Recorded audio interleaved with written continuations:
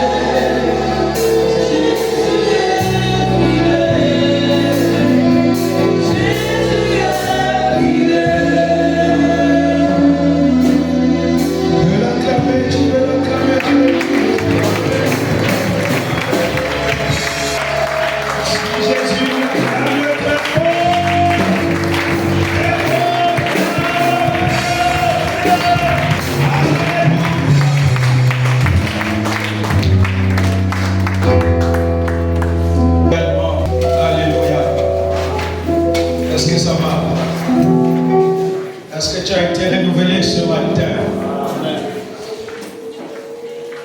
Puise la force dans le Dieu de ton salut. Puise la joie d'espérer et d'avancer. Car il faut que ces choses arrivent dans ta vie. Alléluia. Car il faut que ces choses arrivent dans ta vie.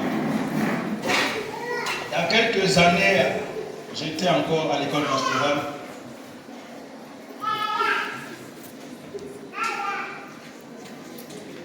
Et nous avons eu un cours. Et ce cours était donné par un professeur américain qui était venu faire ce cours.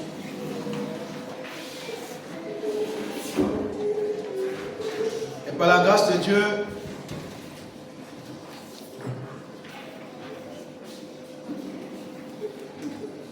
le Seigneur m'avait ouvert une porte.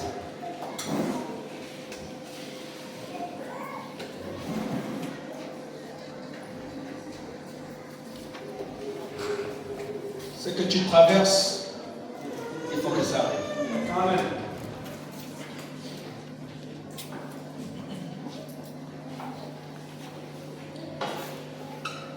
Alors, cet enseignant est reparti aux États-Unis et il y avait deux élèves deux étudiants qu'on devait sélectionner. Et je faisais partie de deux. Qui devait partir pour le doctorat aux États-Unis.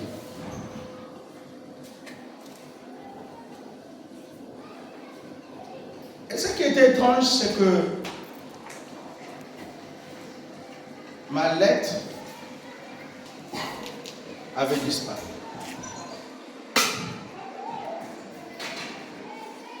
Alors mon épouse et moi, on avait déjà pratiquement, on avait tout fait, on a fait les passeports, tout. À la dernière minute, la lettre disparaît. Pas sous nos mains.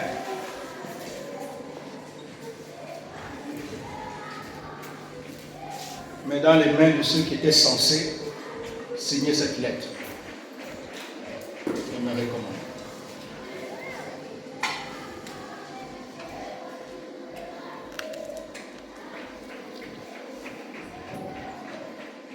Certains sont venus me voir en disant, mais toi, tu es né hier.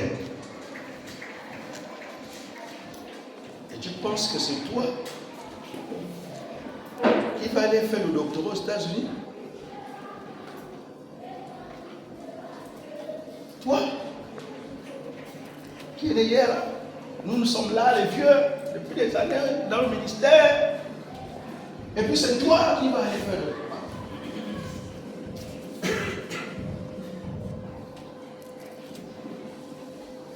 Vous savez, quand ça vient, quand des choses comme ça viennent du monde, ça c'est comprend.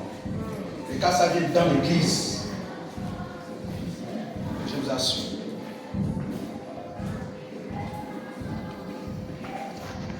L'école nous attendait et la bourse était disposée pour faire le doctorat à Dallas aux États-Unis.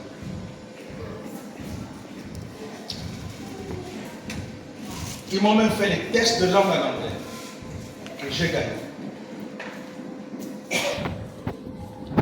Ils m'ont dit, votre étudiant a le niveau qu'il faut. On a besoin de lui parce qu'il faut penser aux générations futures. Grande a été notre déception que la lettre, jusque là où je vous parle aujourd'hui, a disparu. Et que pour me recommander, on me dit, viens demain, reviens après-demain, viens après-demain, reviens après-demain. Je vous assure, il faut aimer Dieu. Il faut aimer Dieu. Alors, je fais ce petit témoignage, c'est pour encourager quelqu'un ce matin. Pour encourager quelqu'un. Dit que ce qu'on te fait vivre là, ce que tu es en train de traverser, ce n'est qu'une période. Voilà. Ce n'est qu'une période. Fortifie-toi. Fortifie-toi. Les temps arrivent. Prends courage. Les temps arrivent. La caverne dans laquelle tu es, tu sortiras. Il était dans une caverne parce qu'il fuyait sa vie, il fuyait la mort. Il était pourchassé, comme un moins que rien, pourchassé. Et pourtant, il n'avait pas demandé à Dieu de le moindre, il n'avait pas demandé à Dieu de le choisir. C'est Dieu qui a commencé son affaire. Il était pour lui en train de perdre les moutons de son père dans la forêt. Personne ne savait qu'il y avait David dans Israël. Personne ne savait qu'il était en forêt. Mais c'est Dieu lui-même qui allait lui chercher dans la forêt. Puis il s'est retrouvé en train d'être pourchassé. Toute sa vie pourchassée. Au point où il va se cacher dans les cavernes pour fuir la mort. Mais Dieu l'a sorti des cavernes. Dieu te sortira de là. Amen. Alléluia. Amen. Tout ceci concourt pour ton bien. Dieu te sortira de là. Garde la force. Fortifie-toi. Ne lâche pas prise. Continue à rester tenace. Continue à persévérer. Les jours vont se lever. Les autres ont dit, quelle que soit la durée de la nuit, le soleil finit toujours par se lever. Le jour va se lever. Fortifie-toi. Il faut que tu passes par là. Et chaque jour, nous devons passer par des circonstances pour arriver à notre destination. Alléluia. Amen. Pour que ta destinée s'accomplisse, il faut que tu passes par là. Tu passes par des moments parfois compliqués, par des temps de rejet, par des temps où personne ne veut t'entendre, personne ne veut t'écouter. On te fuit, c'est comme si tu sentais mauvais. Quand tu arrives, tu es en train de marcher, les gens s'éloignent de toi. Tu dis, mais qu'est-ce qui se passe? Qu'est-ce que je fais? Quand tu arrives au bureau, les gens sont en colère contre toi. On t'a attribué de fautes que tu n'as pas fait. Et dès que tu fais une petite faute, c'est fini. Le chef te blâme, t'écrit et tu oublies même que tu es une mère de famille. Il te parle comme si tu étais son propre enfant. Il faut accepter de passer par là. Les temps particuliers arrivent. Alléluia. Les temps arrivent. Et Dieu t'amènera au. Fortifie ta foi. Reste dans la présence de Dieu. C'est là où on a le réconfort, dans la présence de Dieu. Si tu sors de la présence de Dieu, tu vas te perdre. Et c'est là où parfois beaucoup abandonnent la foi. Là où parfois beaucoup se découragent. Ce qui nous garde dans les périodes difficiles, c'est la présence de Dieu. Dès que tu sors, tu n'as plus de garde. Dès que tu sors, tu n'as plus d'espérance. Tu es déboussolé, tu es découragé. Alors ne sors pas de la présence de Dieu. Reste. Alléluia. Je ne sais pas combien de temps ta période va durer. Je ne sais pas combien de temps elle va durer, mais persévère. Tiens fort. Elle peut durer. Elle peut être haute.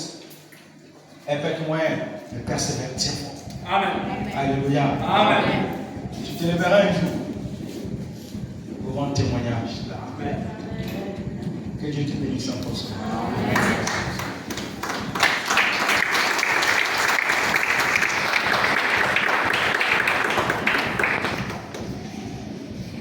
Très heureux de vous retrouver. Après beaucoup de jours d'absence, nous avons passé des bons moments aux côtés de l'Astrouville avec la conférence missionnaire que nous avons eue ici. Et ensuite, nous sommes partis aux côtés de Haute-Togo Sud pour les journées d'Elman. On a passé des bons moments.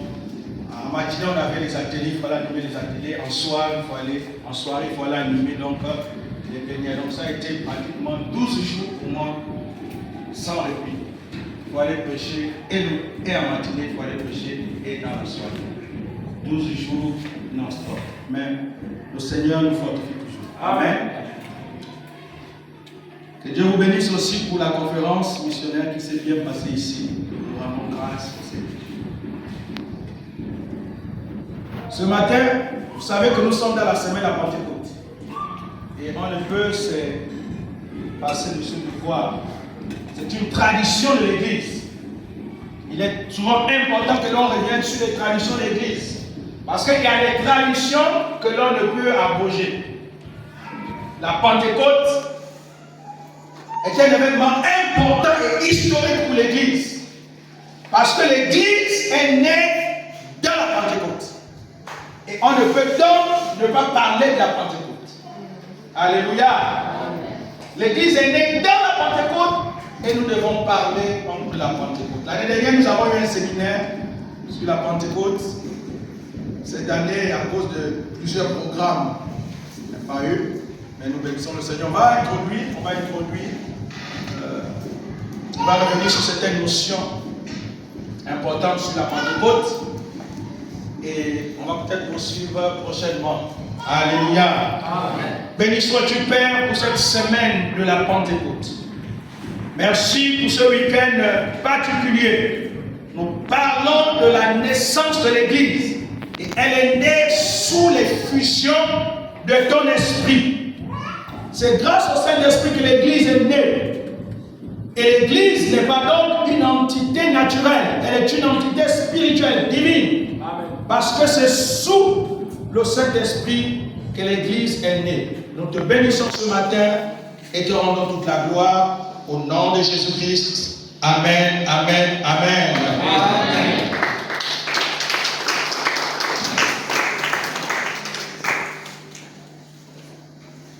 La Pentecôte. La Pentecôte, le mot Pentecôte vient du mot hébreu qui veut dire Shavuot. La Pentecôte. Et Pentecôte veut dire en grec 50. Jésus a dit attendez 50 jours, comptez 50 jours après l'ascension. Parce que le Saint-Esprit est descendu sur la terre 50 jours après l'enlèvement de Jésus. Et lorsque Christ a été enlevé, et le Saint-Esprit est descendu. La Pentecôte, c'est l'alliance que Dieu a conclue avec son peuple. C'est pour cela que nous devons la fêter ou la célébrer. On va voir les origines donc de la Pentecôte. C'est une fête à l'honneur de l'Éternel. Nous devons fêter. Et nous allons voir que les Juifs avaient pour coutume de célébrer, de fêter cette fête. Parce qu'elle est toujours. Pentecôte vient donc du mot Shavuot. Shavuot qui veut dire semaine. Semaine. Jésus a dit compter quelques semaines. Semaine. Elle se situe 50 jours après la Pâque. Après que Jésus s'est 50 jours après la Pâque. On la compte. Et Shavuot vient d'un mot. L'un des noms de Dieu, Sabaoth. Sabaoth. L'Éternel des armées. Sabaoth veut dire l'Éternel des armées. Le Dieu qui commande toutes les armées du monde. Alléluia. Sabaoth. Qui veut dire, Sabaoth qui veut dire Sheba. Sheba en hébreu qui veut dire 7. 7 semaines. 7. 50 donc symbolise la capacité de transcender tous les détails et d'entrer dans un niveau plus élevé. La Pentecôte fait quoi? Fait rentrer l'Église dans un niveau plus élevé. Parce qu'après la Pentecôte, les disciples ne comprenaient pas les Écritures. Les disciples étaient peureux. Les disciples étaient limités. Mais lorsque la Pentecôte est descendue, la Pentecôte les a amenés à transcender. Il permet d'aller au-delà des détails et de les fusionner en une seule unité. Christ est venu donc créer un seul corps. Alléluia. L'Église est un seul corps. On parle de l'Église universelle. Donc Christ est venu rassembler l'ensemble de tous les chrétiens à travers le monde et il a formé une seule unité. Un ensemble. Il élève à une plus haute destinée. Même si nous venons d'origines différentes, c'est également le chiffre du Saint-Esprit. Alléluia. Comme il symbolise le fait de dépasser son passé. On dépasse notre passé. Notre passé, l'apôtre Paul vient nous rappeler dans Ephésiens en disant que jadis vous étiez perdus dans vos offenses. Vous étiez morts, vous étiez éloignés de Dieu. Mais Christ est venu, il est venu nous réconcilier. Alléluia. Donc quand Dieu te regarde, il ne regarde plus ton passé. Il ne regarde plus ce que tu as commis hier. Tes fautes ont été réellement effacées. Tu n'as plus besoin d'être encore sous la culpabilité. Il y a des chrétiens qui continuent à culpabiliser, qui continuent à demander pardon pour les péchés de 2000, je ne sais pas, 1998. Non, Jésus est venu te libérer de ce fardeau. De rassembler tous les détails de notre expérience et d'arriver au point où nous allons nous élever au-dessus d'eux et de devenir plus grands. 49 comptes s'appelle la période Homère. Alors, c'est souvent des histoires, quand on lit la Bible, on passe outre. La période Homère, c'était une période que les enfants d'Israël devaient traverser. Cette période était une période difficile. Une période où chaque juif devait réaliser la grandeur de Dieu. Où Israël devait être envahi par ses ennemis. Où Israël devait traverser des temps si difficiles. Et là, nous sommes dans la période des juges. Nous sommes dans cette période où Israël était envahi par ses ennemis. Où Israël était persécuté de tous les côtés. Et donc Dieu dit qu'après ces temps, après cette période Homère, le temps de jubilé va venir. Le temps de la célébration va venir. La semaine de cette fête, la semaine de célébration va arriver après cette période Homère. C'est le décor de la période de la transformation d'esclaves en Égypte. Amen. D'esclaves en Égypte. Nous comprenons donc que la Pentecôte, c'est aussi la libération. Parce que Christ est venu libérer, l'Éternel est descendu à libérer son peuple de la servitude. Nous comprenons donc, lorsque nous faisons, nous ramenons dans le contexte actuel, nous comprenons quand on est esclave de quelqu'un. Amen. Amen. N'accepte plus d'être esclave de quelqu'un, ne sois plus esclave de qui que ce soit. Si quelqu'un veut te dire que tu es mon esclave, dis c'est faux. C'est faux. Parce que l'Éternel a libéré Israël. Il les a réellement libérés. Tu es avec moi ce matin? Ils deviennent une nation. Quand Dieu a donc libéré Israël à la servitude, vient quoi? La stabilité. Alléluia. Israël était dans les troubles en Égypte. Ils étaient les FD, on appelle les SD. Ça veut dire les sans domicile fixe. Mais quand Dieu les a quoi? Sédentarisés. Il les a amenés à un toit, il les a amenés à un territoire, une terre. Alléluia. Quand on sort de l'esclavage, Dieu nous donne une terre. Quand on sort de là où nous étions, Dieu nous donne quoi? Du repos. Alléluia. Et Christ a donné du repos. C'est sur Pentecôte, le repos. Il comptait 50 jours au lendemain de la Pâque avant de réaliser une nouvelle offrande. 7 semaines après la Pâque, il faut aller compter 7 semaines après la Pâque. C'est pour cela que Pentecôte est appelée la fête des semaines. Vous avez vu dans la Bible, non? La fête des semaines. Et là, il faut aller la célébrer pendant toute une semaine. Les Juifs orthodoxes, célèbrent cette fête. C'est nous, la Nouvelle Alliance, où certaines fêtes ont été abrogées. Mais si vous allez, évidemment, ils célèbrent encore cette fête, la fête des semaines. C'est l'une des 3 fêtes de pèlerinage que tout Israël avait obligation de célébrer à perpétuité. Dieu dit quoi? À perpétuité. Alors que nous devons célébrer la Pentecôte tous les jours. On va même la célébrer dans l'éternité, parce que l'éternité, c'est quoi? C'est la félicité. L'éternité, c'est la joie. En fait, l'éternité, ce sera la plénitude de la joie. Parce qu'au ciel, il n'y aura plus de détresse, il n'y aura plus de tristesse, il n'y aura plus de chagrin, il n'y aura plus de mort, il n'y aura plus de pleurs. Donc ce sera une félicité, une jubilation extraordinaire et éternelle. Dans l'Ancien Testament, Shavuot est la dernière des grandes fêtes de l'année. Parmi les grandes fêtes de l'année, les Juifs devaient donc célébrer spirituel et agraire.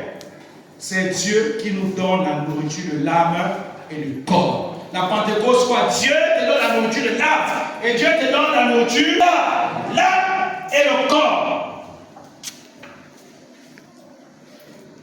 C'est la signature de Dieu de son œuvre du salut.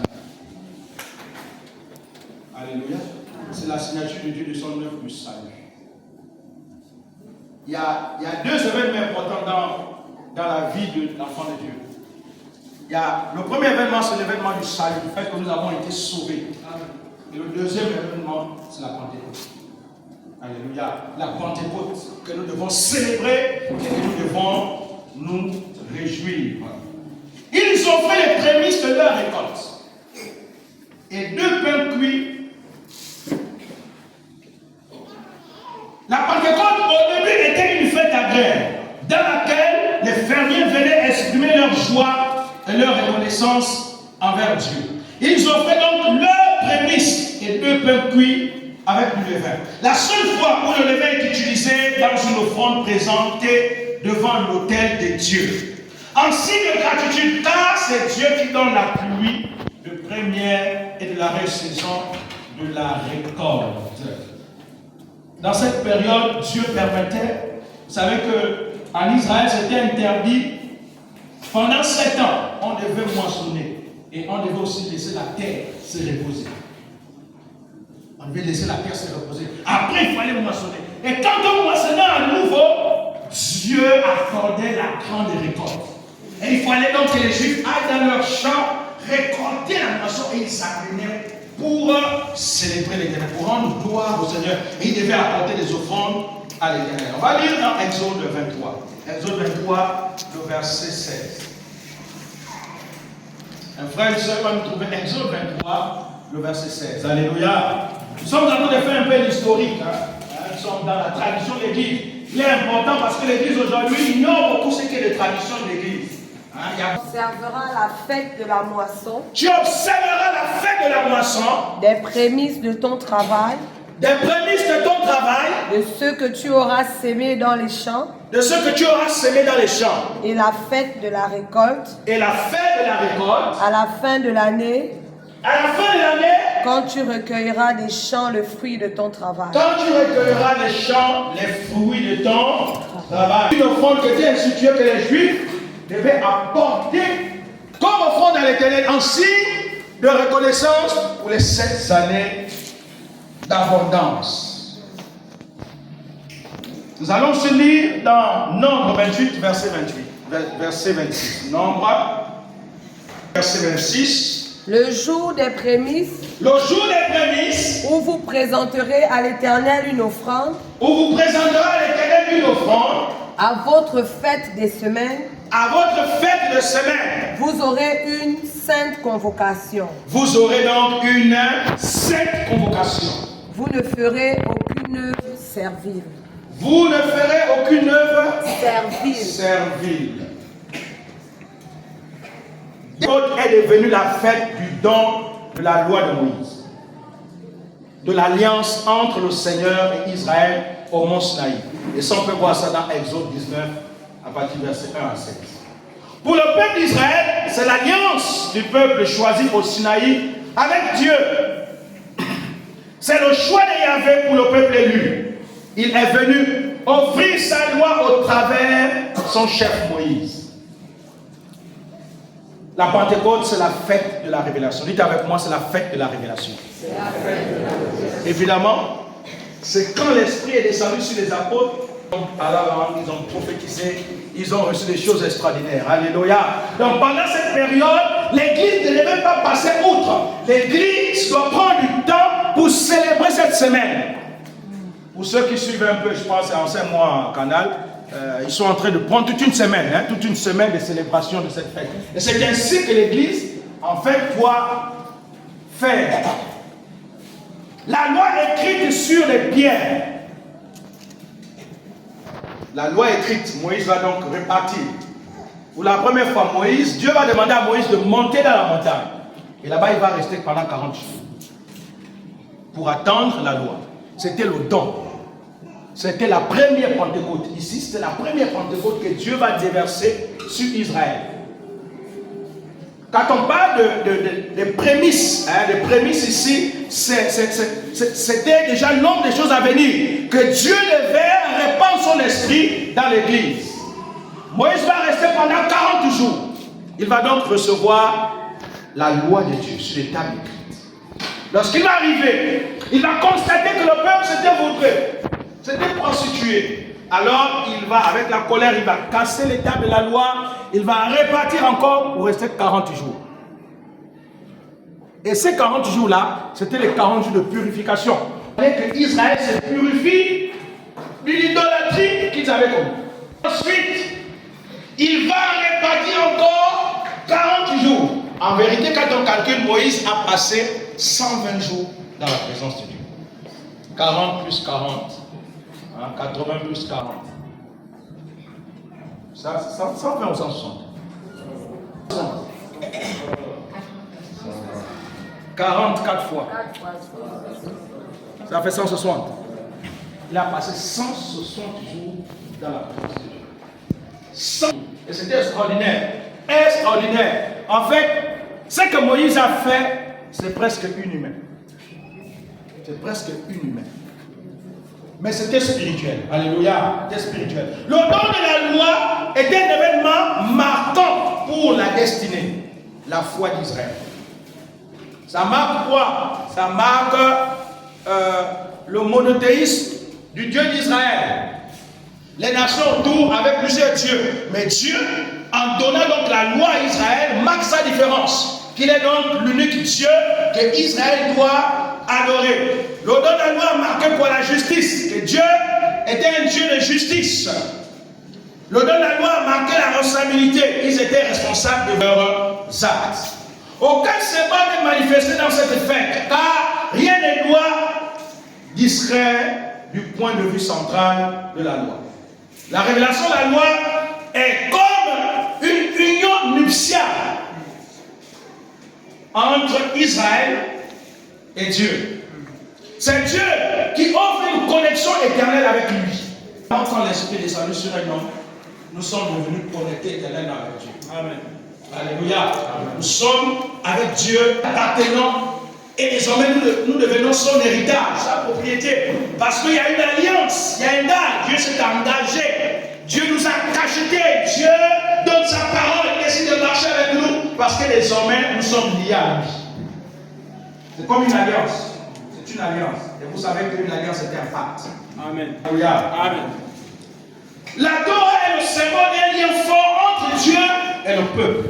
C'est le don qui permet de concrétiser leur relation avec Dieu. En étudiant, ils établissent une connexion avec Dieu. Ils forgent une relation d'amour. C'est un moyen pour eux de voir dans le surnaturel de Dieu. D'autres nous introduisent dans le surnaturel. Alléluia. Nous amène à transcender, nous amène à être extraordinaire avec Dieu et nous connecte dans ce qui est surnaturel. Et désormais, nous avons la possibilité de vivre le surnaturel et de manifester le surnaturel. C'est-à-dire que nous transformons le surnaturel. Le surnaturel est dans nous et nous le manifestons pour la gloire de Dieu. Alléluia. Alors il faut réaliser qu'en fait, le chrétien n'est qu'un esprit dans un corps. Il transporte l'éternité en lui, le Dieu d'éternité. Ils sont submergés de reconnaissance envers Dieu. Et ça, que la qualité de leur relation avec Dieu dépend des efforts qu'ils montrent en cela.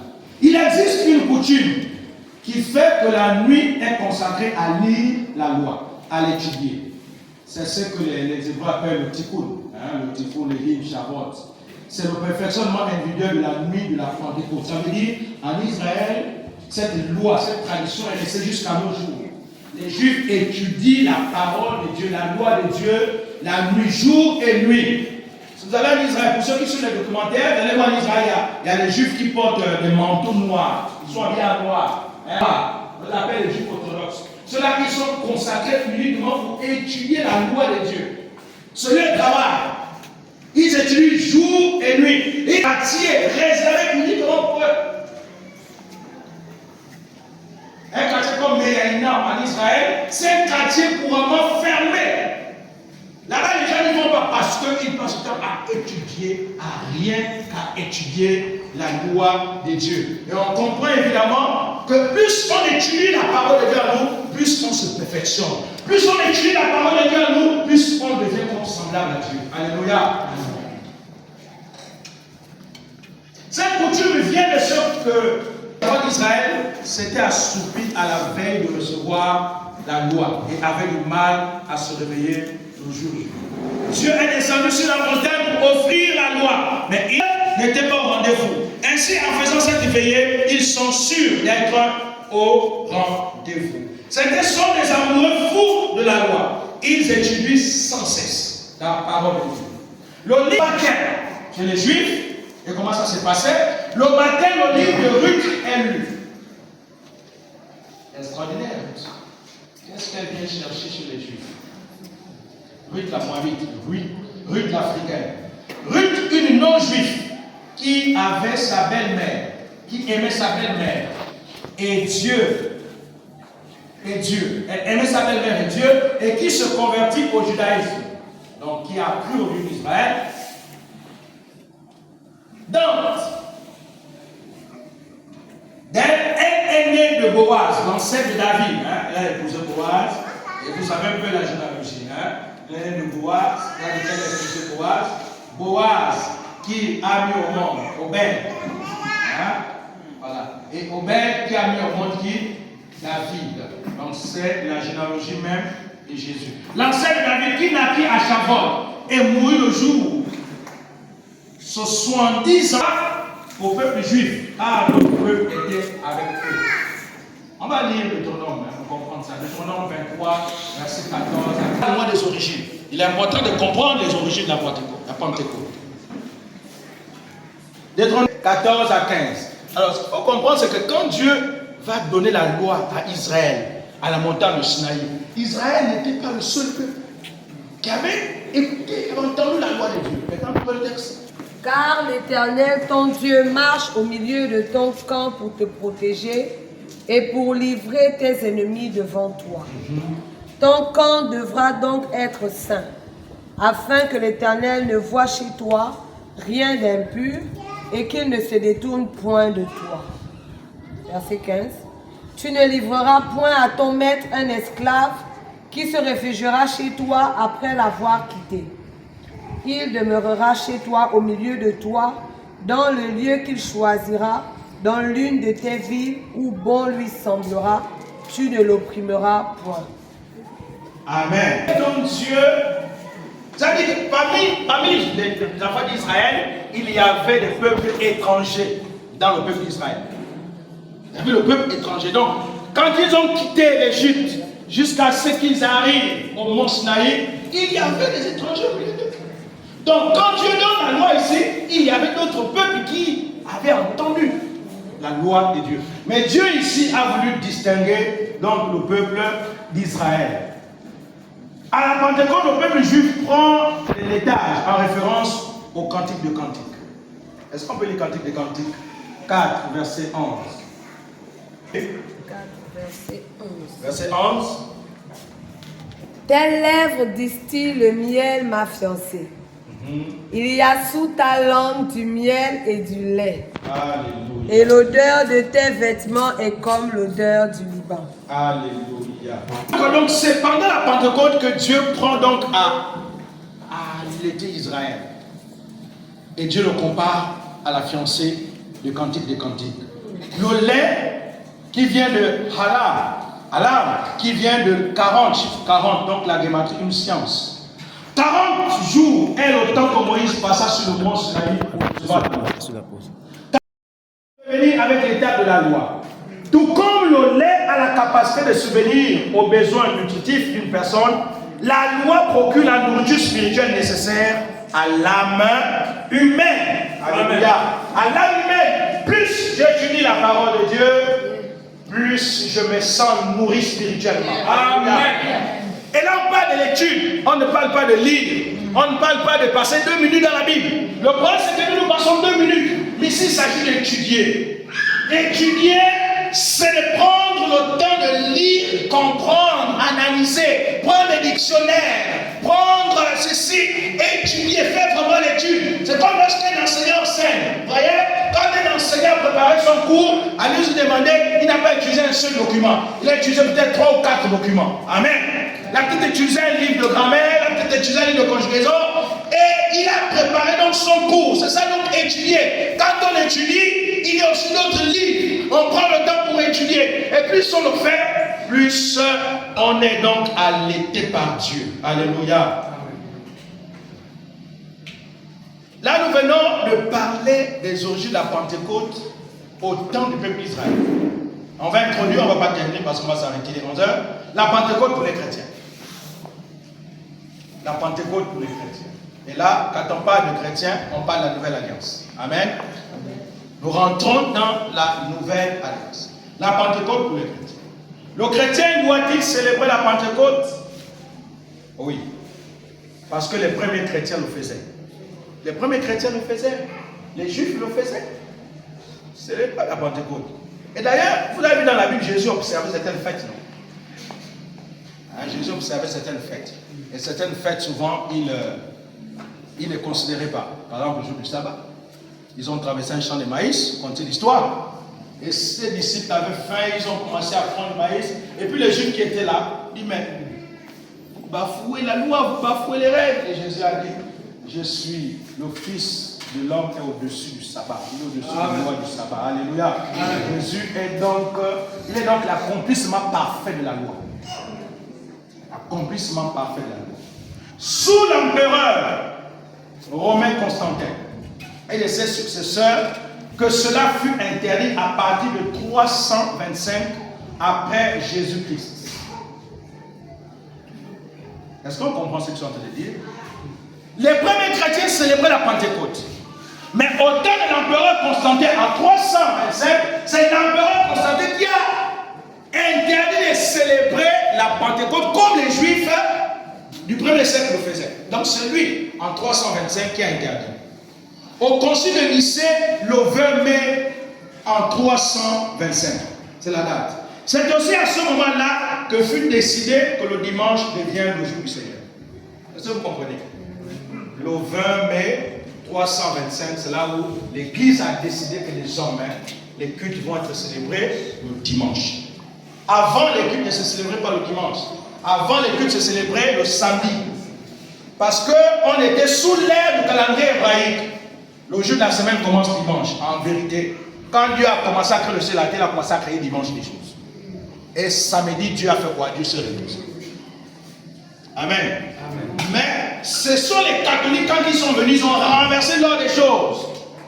Et ils ont mis lundi comme étant le premier jour de la semaine. Non, lundi n'est pas le premier jour de la semaine. C'est une grave erreur. C'est une grave erreur. Mais on utilise ça. C'est comme ça, le monde, c'est comme ça. Non, lundi n'est pas le premier jour de la semaine. Le dimanche à l'époque était le jour d'adoration du soleil pour beaucoup de peuples et Constantin était l'un des adorateurs. Vous savez, vous avez constaté le dimanche pour adorer le Dieu du soleil. Et là, on a dit c'est plus normal. C'est pas normal que l'on consacre le dimanche pour adorer un Dieu qu'on ne connaît pas.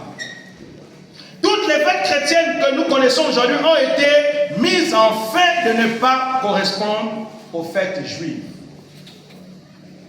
Les chrétiens abandonnent peu à peu la signification des fêtes de l'Éternel et perdent ainsi leurs racines juives. C'est à ce moment-là que l'appellation Ancien et Nouveau Testament, comme nous le connaissons maintenant, devient officielle et que l'on enseigne que l'Ancien Testament était pour les Juifs et que le Nouveau Testament pour les chrétiens. Comprenez? On est tout dans cette période. Donc, que nous n'avons pas besoin de nous référer à l'Ancien, car l'Église a remplacé Israël devant Dieu. Non, là, c'est une erreur. C'est une erreur à ce niveau-là. C'est un mensonge de l'ennemi. Dieu a permis que son peuple soit aveuglé pour un temps, afin que l'Église puisse entrer dans son plan de rédemption. L'Église n'a pas remplacé Israël. Amen. L'Église n'a pas remplacé Israël. Il y a cette doctrine-là qui enseigne que l'Église est devenue Israël. Non. Israël physique reste les descendants de Jacob. Ils sont là. Israël reste les descendants de Jacob. Là, l'Église est quoi? L'Église est la prolongation d'Israël. L'Église est l'extension d'Israël. Dieu a donc permis que les Juifs puissent faire quoi? Puissent un moment s'aveugler. Dieu les a aveuglés pour que nous qui ne sommes pas Juifs naturellement, que nous rentrons dans le monde du salut. Et l'apôtre Paul l'explique dans le livre de Romains. Il l'explique très bien. Alléluia. Donc la fait que l'Église est devenue Israël, c'est une fausse doctrine. Attention à cela. C'est également à cette période que l'antisémitisme est entré dans l'église. Vous connaissez ce qu'on appelle l'antisémitisme? Le fait d'avoir un sentiment contre les juifs. De détester les juifs. Et vous savez l'histoire des juifs. Les juifs sont partout à travers le monde. Et on les déteste. Les juifs sont détestés. Pourquoi? Parce que les juifs, c'est le peuple de Dieu. On reconnaît que les juifs, Dieu a réellement choisi Abraham. Ils sont réellement les descendants de Jacob. Mais c'est le peuple le plus puissant de la terre. C'est le peuple le plus intelligent de la terre. C'est le peuple le plus scientifique de la terre. Si vous allez dans toutes les grandes puissances aujourd'hui du monde, vous allez trouver les juifs. À la NASA, ce sont les juifs qui commandent. Ce sont eux qui créent les bombes atomiques. Ce sont eux. À FMI, celui qui a créé le FMI, la Banque mondiale, la haute là, c'est les juifs. Les juifs sont partout. En fait, le monde ne peut pas vivre sans les juifs.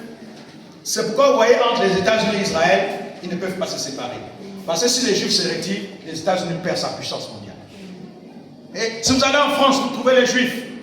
D'ailleurs, vous-même voyez, Nicolas Sarkozy lui-même, c'était un juif. Et ils sont nombreux partout à travers le monde. Mais ce sentiment de haine contre les juifs est un sentiment diabolique. Il est né aussi à cette période.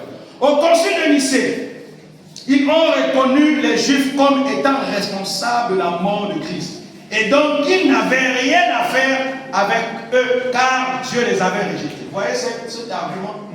Hein? Ils mettent un faux argument. Non. Christ a été crucifié. Il a été crucifié. Il a été crucifié. Ce qui est faux, nous sommes tous responsables de la mort de Christ. Car il est mort pour les péchés de tous. Et chacun de nous individuellement. Amen. Alléluia. Amen. Christ est mort pour tous. Paul nous dit que Christ est mort pour tous.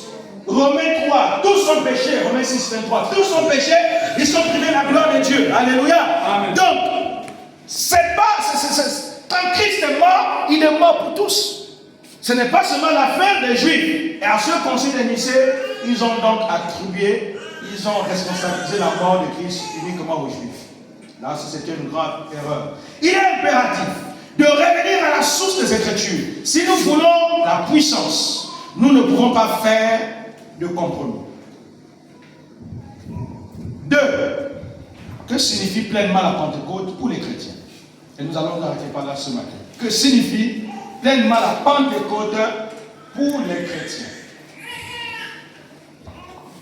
Le grand 1,